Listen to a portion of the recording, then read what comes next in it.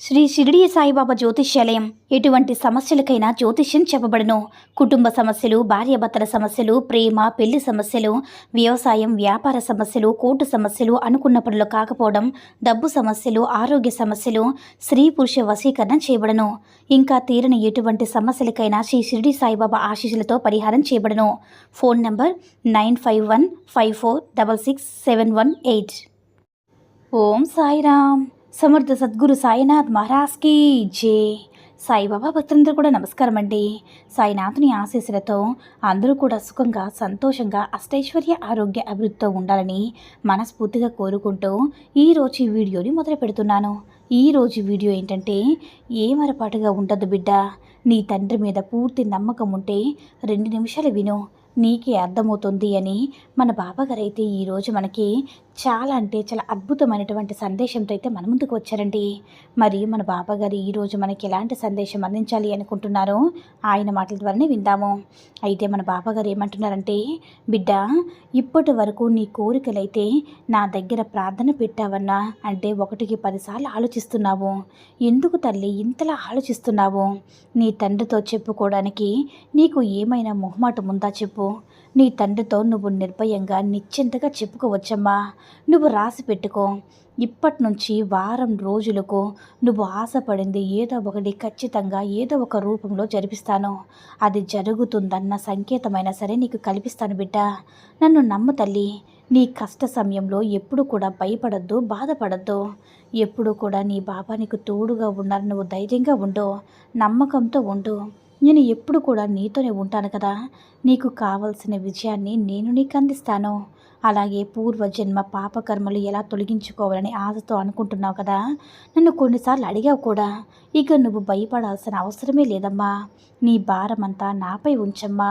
నీ పాపకర్మలను నేను తుడిచేస్తాను. కష్ట సమయంలో నీకు మంచి పరిష్కార మార్గాన్ని చూపిస్తాను. నువ్వు ఎంత నిజాయితీగా పనిచేస్తున్నా సరే అందులో విజయం రాకపోవడానికి కారణం కూడా చెప్తాను విను.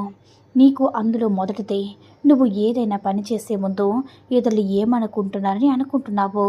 ఇలా అనుకోవడం నువ్వు మానుకో తల్లి. ఇలా అనుకుంటూ ఏమీ చేయకుండా కూర్చుంటే విజయం ఎలా వస్తుంది చెప్పు.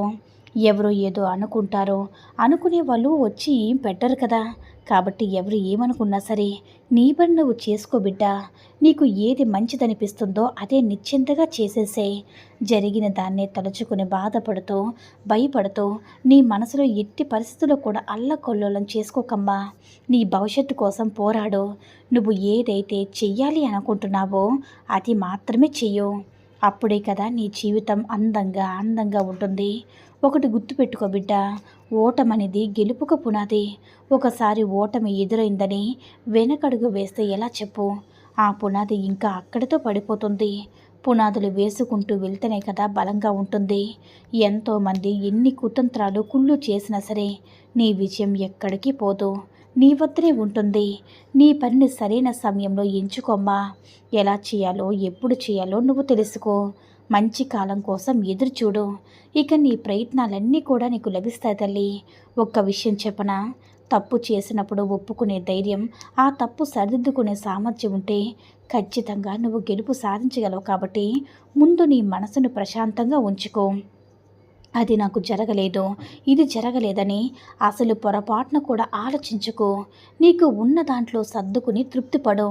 నీలోని సామర్థ్యాన్ని బయటపెట్టు. ఇక నీ జీవితం నుంచి మంచి మార్గంలో నడిచేలా నేను చేస్తాను బిడ్డ. అలా చేసే బాధ్యత పూర్తిగా నాది. ఏది కూడా ముందుగానే ఊహించుకోకు. అది జరిగిపోయింది, ఇది జరిగిపోతుంది, అలా జరిగిపోతుందని ఎప్పుడు కూడా ఊహించుకోకు. ఎందుకు చెప్తున్నానంటే, నువ్వు ఊహించేది ఒకటి, జరిగేది ఒకటి. నువ్వు ఊహించింది జరగకపోతే నీకు భయమే కదా ఉంటుంది. కాబట్టి ఊహించేది అంటే ఇక్కడ జరిగేది ఇంకోటి కదా. నీ సాయి తండ్రి ఆశీర్వాదం కూడా నీకు ఉంటుంది బిడ్డ. ధైర్యంగా ఉండు. అలా జరిగిపోతుంది, ఇలా జరిగిపోతుంది, అలా ఉంటాను, ఇక్కడికి వెళ్తానని చెప్పి కళ్ళు కంటూ ఊహించుకుంటే ఎలా తల్లి? సాకారం చేసుకోవాలి కదా. వాటిని నిజం చేసుకోవాలనుకుంటే నువ్వు కష్టపడాలి, ముందుకు వెళ్ళాలి. అప్పుడే కదా అవన్నీ కూడా నిజమవుతాయి. అప్పుడే కదా నీ కోరికలని నెరవేరుతాయి. కాబట్టి ఎప్పుడు కూడా ఊహల్లోనే ఉండిపోకు బిడ్డ. వాటి నుంచి బయటకు వచ్చి ప్రయత్నించు, ఆలోచించు. ఎలా ముందుకు వెళ్ళాలో, ఎలా విజయం సాధించాలో ఆలోచించు. అప్పుడు నీ జీవితం బాగుంటుంది. కాబట్టి ముందుగా ఏది కూడా ఊహించుకోకమ్మా. కష్టాన్ని చూసి కృంగిపోకుండా దేన్నైనా సరే ఎదుర్కోగలనన్న నమ్మకంతో ఉండు. ఆత్మస్థైర్యంతో ముందుకు వెళ్ళు. నువ్వు అంటే నువ్వుగా ఉండు తల్లి. ఎప్పుడు కూడా ఆలోచించేస్తూ నీ దరిదాపుల్లో కూడా రానివ్వకమ్మా. ఎందుకంటే ఒకరిలా ఉండాలనుకోవడం కాదు, నువ్వు నీలానే ఉండు. అప్పుడే బాగుంటావు. నీ దగ్గర ఉన్న దాంట్లో ఆనందంగా ఉండమ్మా. నీ దగ్గర భావాలు నేనున్నాను కదా, నీకు కావాల్సింది నేనందిస్తాను. ప్రతి ఒక్కరి జీవితంలో కష్టం, నష్టం, బాధ, సుఖం ఇవన్నీ కూడా సహజమే. అలా నీ బాధ్యత నుంచి తప్పుకుంటానంటే ఎలా చెప్పు? నీ మనసులో ఉన్న గందరగోళాన్ని తీసిపడే తల్లి. నీకు నువ్వే నిర్ణయించుకో. మిగతాదంతా కూడా నేను చూసుకుంటానమ్మా అని మన బాబాగారు అయితే అద్భుతమైనటువంటి సందేశాన్ని అయితే అందించారండి. సాయి మహిమల ద్వారా వచ్చిన ఈ సందేశం మీ అందరూ కూడా నచ్చిందని అనుకుంటున్నాను. ఈ వీడియో కనుక నచ్చినట్లయితే లైక్ చేసి షేర్ చేయండి. మరిన్ని వీడియోస్ కోసం మన ఛానల్ని సబ్స్క్రైబ్ చేసుకుని మాకు కొంచెం సపోర్ట్ చేయండి. ధన్యవాదములు.